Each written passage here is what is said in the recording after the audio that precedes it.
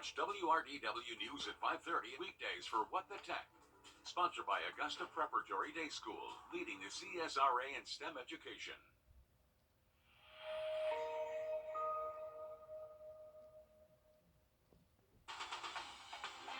Live from Augusta, you're watching News 12 live at 5.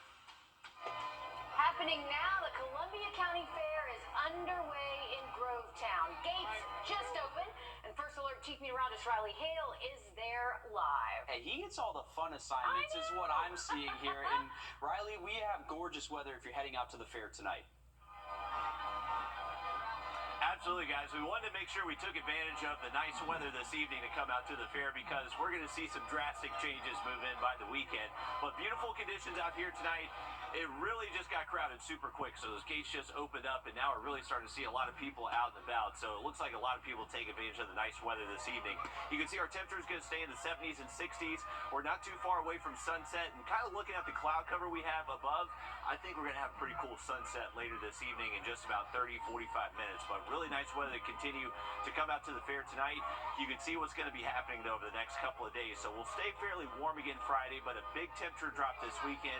That is going to be thanks to a cold front heading our way tomorrow. That's also going to bring the opportunity for some rainfall.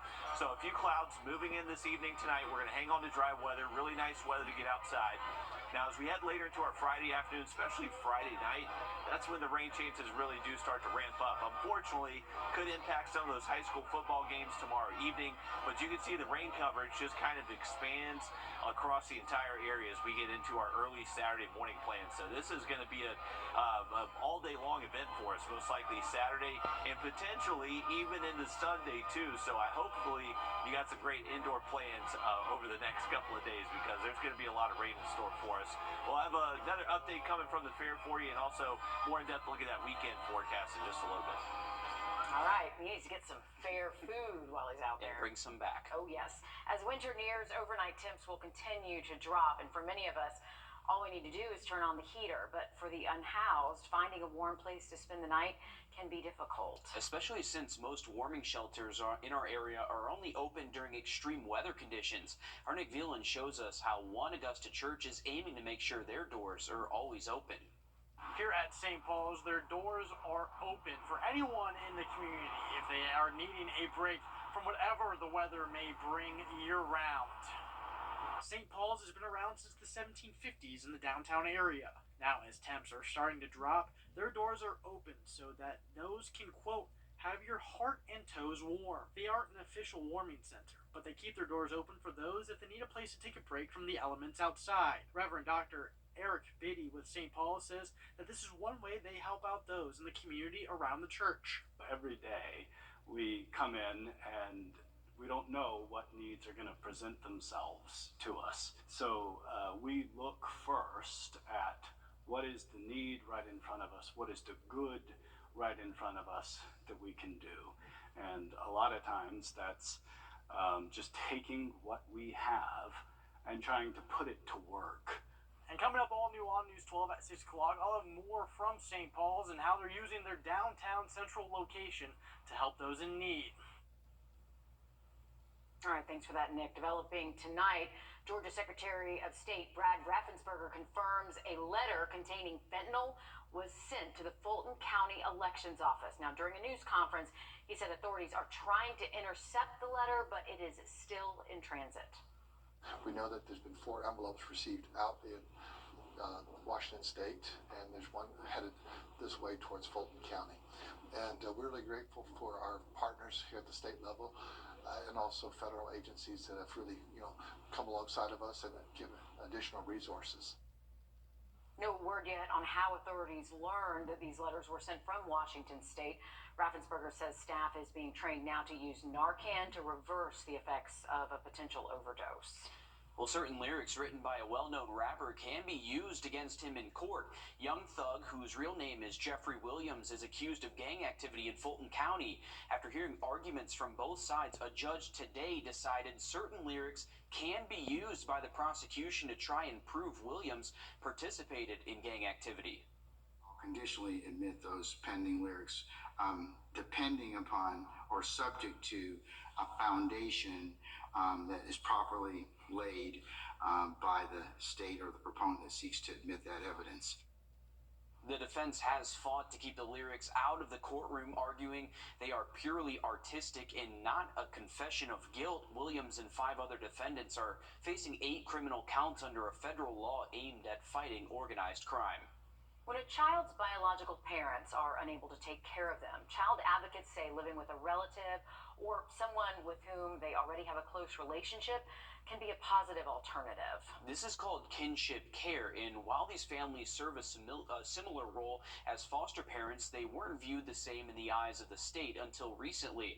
Our State House reporter Mary Green explains how a new South Carolina law changes that.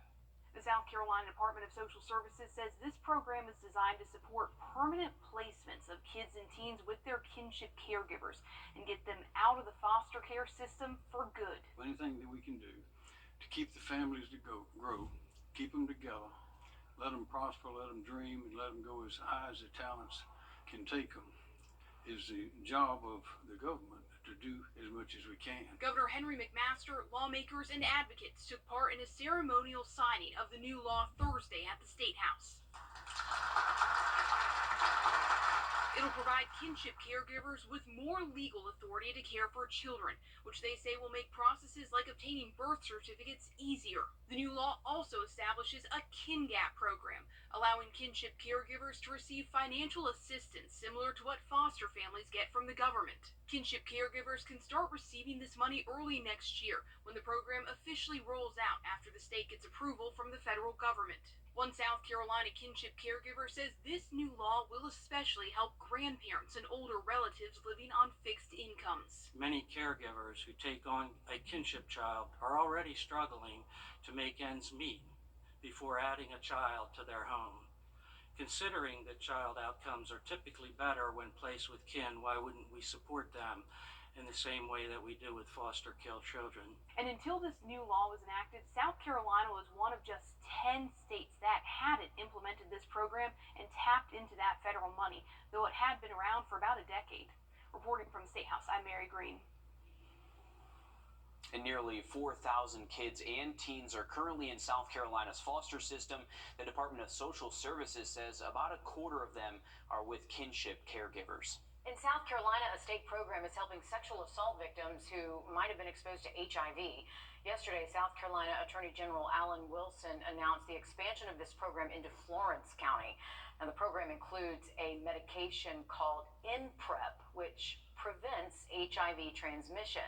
The drawback is it must be started within 72 hours of exposure, and it needs to be taken for 28 days. Treatment can cost thousands of dollars, but under this program, treatment is offered at no cost to victims. Report within the first 72 hours, within the first 3 days of an assault. If you wait too long, then this program will not be available to you. So that is why you've got to go and get treatment immediately. South Carolina was the first state in the country to offer this level of service for sexual assault victims. The Attorney General's office says this service is currently offered in a handful of counties.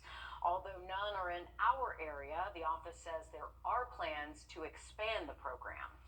A South Carolina brewery honoring a Marine killed earlier this year. Andrew Metler was stationed in Beaufort but died during a fighter jet practice flight in San Diego back in August. After his death, Metler's squad approached one of his favorite breweries to hold an event there in his honor. The brewery went one step further, releasing a special beer in his honor named after his call sign. Metler's wife helped brew the ale for her late husband. I was familiar with brewing from Andrew doing it in our kitchen, obviously on a much bigger scale. We were also huge wine fans, so fermentation and that process was a lot of fun. I was glad to get my hands dirty and kind of clean out the grains when they were done, and to see it being made was a blast. We're excited today to get to try it. $1 from each pint sold will go to benefit the Wingman Foundation, a nonprofit that supports families like Metler's. Nearly 4 months after SAG-AFTRA went on strike, a deal has been reached now between writers and industry leaders. This was the longest strike ever for film and television actors following the end of the writers' strike. For the first time since the spring, all parts of entertainment production are back in action. That means Georgia's film economy is about to see a resurgence, and a big one, according to industry professionals. We feel confident that when production can resume, it's going to come, back to Georgia first. This also means Assembly Studios in Atlanta could see some action from TV and film studios. This massive property opened back in October. It has more than a dozen sound stages and studios to help Georgia's film industry continue to grow. Well, Waffle House workers from Georgia, South Carolina, and North Carolina gathering at the restaurant's corporate offices in Norcross yesterday. They're demanding better working conditions, better restaurant security, and a meal deduction policy. The current policy deducts money from employees' paychecks during every shift to cover a meal, even if that worker doesn't eat. At the Norcross rally, Waffle House workers presented a petition with more than 13,000 signatures calling for a $25 minimum wage. At this time, Waffle House has not released a statement on these requests. A state of emergency in North Carolina as a wildfire continues to grow there. Just ahead, we'll see how fire crews are on scene working to prevent things from getting worse. And we are live here at the Columbia County Fair for Columbia County Care tonight. We'll let you know how you can get into the fair for free, and also look at that weekend forecast just after the break. Time and Temp, brought to you by Jamie Casino. Whatever it takes. WildBaby.com. Click, click. Welcome back, folks. It is a perfect evening on tap for us to head out to the Columbia County Fair. And what's special about tonight is that it's actually Columbia County Cares Night. So you can actually bring in 10 canned goods or 10 non-perishable goods to the gate, and you can get into the fair for free. So you can dodge that $10 admission fee. But we got great conditions out here. Very comfortable. We're getting close to sunset. We got a few clouds passing overhead, but generally mostly clear skies. Still a lot of sun out there, and our temps are still in the 70s. We're going to stay pretty warm the rest of this evening into tonight. We are expecting those temps to most likely stay very mild, only dropping into the mid-50s by early tomorrow morning. So fair forecast looks great the rest of tonight. No major issues out there. I would take advantage of tonight because as we head into late into tomorrow evening and all weekend long, we're expecting pretty decent rain chances. So this is going to be kind of our last dry night out there to head out to the fair. So take advantage of it while you can. We actually did have a pretty good crowd now showing up. Those gates just opened about 10, 15 minutes ago, and already seeing a lot of people around. Here's your Friday planner. Still cloudy. Temps will be 60s, 70s pretty much all day long. The rain's going to show up mainly late into our Friday afternoon, especially pick up across the area as we head later into our Friday night. Unfortunately, the rain could impact some of those high school football games, so if you're planning to head out those tomorrow, I would definitely bring the umbrella. May need to bring a towel, just kind of wipe down the bleachers as well. Some of that rain does start a little bit earlier in the day. But it's really the weekend. That's when we're expecting the highest rain chances. It's going to be just kind of a mess all weekend long, folks. We're expecting highs to only hit the low and mid-50s each afternoon this weekend, and it's looking like it could be a washout. Just good, steady, light rain that will last all day long, starting early in the morning and not really getting out of here until we get to Sunday night. So potentially we could pick up maybe an inch and a half of rainfall across the area. Definitely a good soaking, and we haven't really seen much rain over the last couple of weeks, so this will be beneficial to us. So looking at these rain chances for your Friday, I would imagine if you have anything planned outside before, say, 4 or 5 o'clock, not going to be much rain out there, but the rain chances will pick up into Friday night, and then once again, pretty much all day long Saturday, just looking at a good steady rain across the region as we just bring in the wedge. Here's an hour-by-hour look at it. So a few clouds passing through this evening and tonight. Temps overall not that chilly, most likely near the mid-50s by daybreak tomorrow.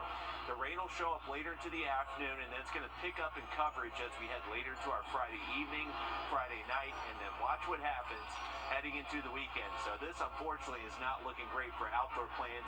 We have the Veterans Day Parade in town for Augusta on Saturday. Looks like there definitely is going to be that opportunity for some rainfall. That will continue Saturday afternoon, Saturday night, and even into Sunday as well. So we're not really going to get rid of all these rain chances until we get to early next week. So you can see that in our 7-day forecast. We got high rain chances through at least Sunday. As we head to next week, temperatures do stay cool though. Highs only in the 60s Monday through next Thursday. All right, thanks for that, Riley. A state of emergency declared in North Carolina. This in response to wildfires that only continue to burn there. The order is to help coordinate and support the emergency response team as they work to put out the Poplar Drive brush fire. So far, that fire has burned more than 400 acres. It's only 15% contained. Zach Perlusky shows us how fire crews are being deployed to keep the flames from spreading.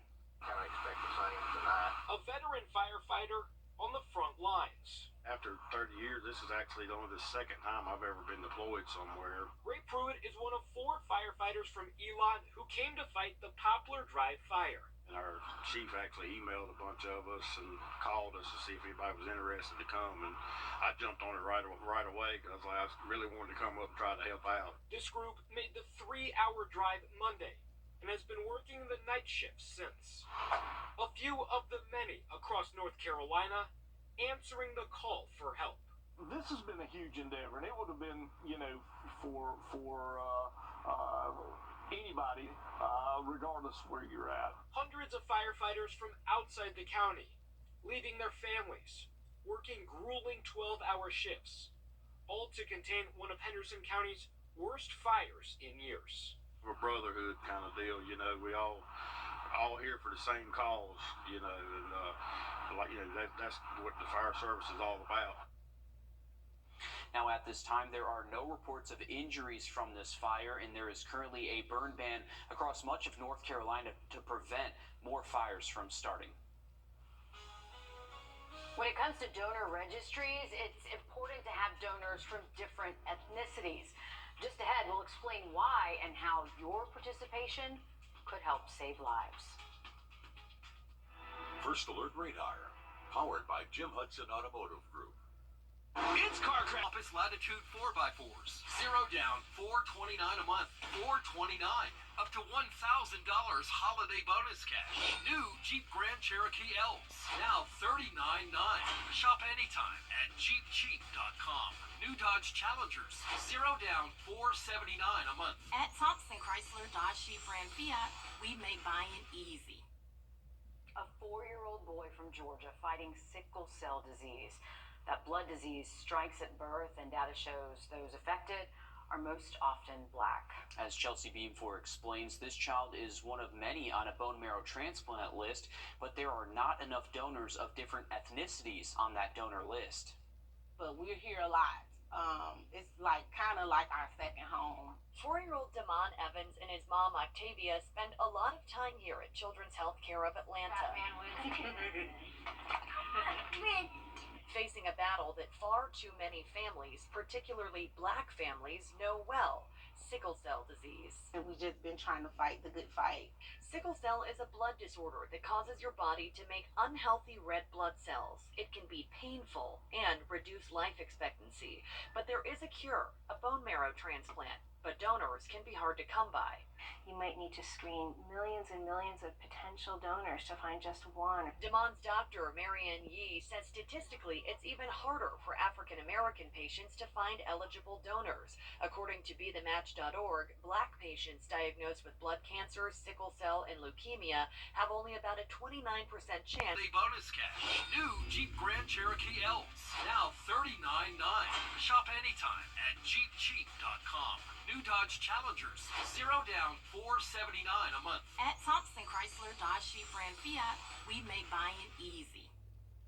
A 4-year-old boy from Georgia fighting sickle cell disease. That blood disease strikes at birth, and data shows those affected are most often black. As Chelsea Beamfor explains, this child is one of many on a bone marrow transplant list, but there are not enough donors of different ethnicities on that donor list. But we're here a lot. It's kind of like our second home. 4-year-old Damon Evans and his mom Octavia spend a lot of time here at Children's Healthcare of Atlanta. Facing a battle that far too many families, particularly black families, know well: sickle cell disease. And we've just been trying to fight the good fight. Sickle cell is a blood disorder that causes your body to make unhealthy red blood cells. It can be painful and reduce life expectancy. But there is a cure: a bone marrow transplant. but donors can be hard to come by. You might need to screen millions and millions of potential donors to find just one. Damon's doctor, Marianne Yee, says statistically it's even harder for African American patients to find eligible donors. According to BeTheMatch.org, Black patients diagnosed with blood cancer, sickle cell, and leukemia have only about a 29% chance of finding a match. Cheap.com. New Dodge Challengers. 0 down, $479 a month. At Thompson Chrysler Dodge Jeep Ram Fiat, we make buying easy. A 4-year-old boy from Georgia fighting sickle cell disease. That blood disease strikes at birth, and data shows those affected are most often Black. As Chelsea Beamfor explains, this child is one of many on a bone marrow transplant list, but there are not enough donors of different ethnicities on that donor list. But we're here a lot. It's kind of like our second home. 4-year-old Damon Evans and his mom Octavia spend a lot of time here at Children's Healthcare of Atlanta. Facing a battle that far too many families, particularly Black families, know well: sickle cell disease. And we've just been trying to fight the good fight. Sickle cell is a blood disorder that causes your body to make unhealthy red blood cells. It can be painful and reduce life expectancy. But there is a cure: a bone marrow transplant. But donors can be hard to come by. You might need to screen millions and millions of potential donors to find just one. Damon's doctor, Marianne Yee, says statistically it's even harder for African American patients to find eligible donors. According to BeTheMatch.org, Black patients diagnosed with blood cancer, sickle cell, and leukemia have only about a 29% chance of finding a match, whereas white patients have about a 79%. $429 a month. $429. Up to $1,000 holiday bonus cash. New Jeep Grand Cherokee Elves. Now $39.9. Shop anytime at JeepCheap.com. New Dodge Challengers. 0 down, $479 a month. At Thompson Chrysler Dodge Jeep Ram Fiat, we make buying easy. A 4-year-old boy from Georgia fighting sickle cell disease. That blood disease strikes at birth, and data shows those affected are most often Black. As Chelsea Beamfor explains, this child is one of many on a bone marrow transplant list, but there are not enough donors of different ethnicities on that donor list. But we're here a lot. It's kind of like our second home. 4-year-old Damon Evans and his mom Octavia spend a lot of time here at Children's Healthcare of Atlanta. Facing a battle that far too many families, particularly Black families, know well: sickle cell disease. And we've just been trying to fight the good fight. Sickle cell is a blood disorder that causes your body to make unhealthy red blood cells. It can be painful and reduce life expectancy. But there is a cure: a bone marrow transplant. But donors can be hard to come by.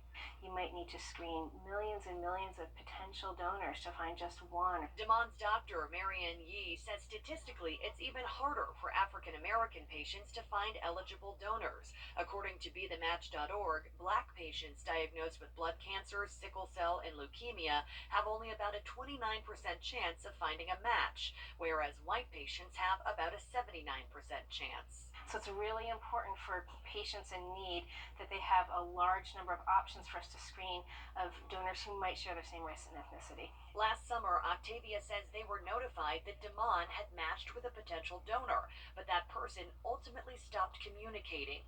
Now they're back at square one, but Octavia is using this opportunity to advocate for her son and other sickle cell patients across the country. We're just adjusting, keeping the hope alive, and just wanted to advocate, for one, inform and encourage, especially those of the African American community, to just be donors for African American kids. And experts say a donor of the same race and ethnicity as a patient has a higher likelihood of being a match, but that's not always the case. Nearly 300,000 people in Georgia have enrolled in the Biden administration's SAVE plan, and that's according to a new report by the U.S. Department of Education. That program helps borrowers reduce their repayment and protect them from growing interest. The administration says they're working to make changes to the repayment requirements to help more borrowers. Nationwide, more than 5 million borrowers have enrolled. Just in time for Veterans Day Saturday, a massive new World War II memorial was unveiled today in Myrtle Beach. It pays pays homage to those who served in the war, as well as the Grand Strand's wartime role serving as an Army airfield. Nearly a dozen Lowcountry veterans who served in the Second World War were there to commemorate the brand new memorial.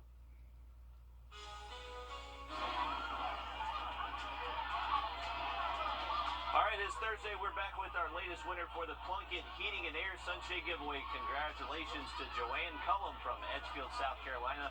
To get your own sunshade, just go to wrdw.com, click on contests, and you can enter your email right there. We'll be live from the Columbia County Fair with another look at your forecast just after the break. Get your home ready for the holidays. Living rooms. Welcome back, folks. We're live here at the Columbia County Fair out in Grovetown at the Columbia County Fairgrounds, and this is just right around the corner from Grovetown High School, so a short drive for pretty much all of us here in the CSRA.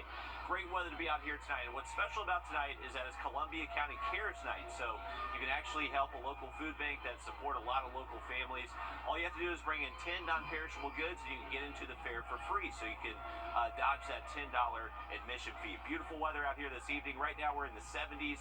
We have temperatures going to stay pretty mild tonight, most likely only falling into the 60s and 50s over the next several hours. So most people, I'm looking around, not even wearing a coat. I'm seeing a lot of shorts and short sleeves actually, so very comfortable conditions out here. And luckily we do stay dry the rest of tonight.